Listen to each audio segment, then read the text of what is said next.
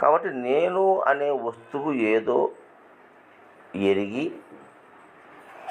84 లక్షల జీవరాశులు జీవిస్తూ ఉంటే ప్రపంచంలో ఒక్క మానవుడు మాత్రం నేను మరిచి నాది అనే దాని మీద ప్రయాణం చేస్తాను. చూడు పరమార్థం ఎంత సింపుల్గా ఉందో. లేదని మనం ఇక్కడ నిర్ధారణ అవుతుంది కదా.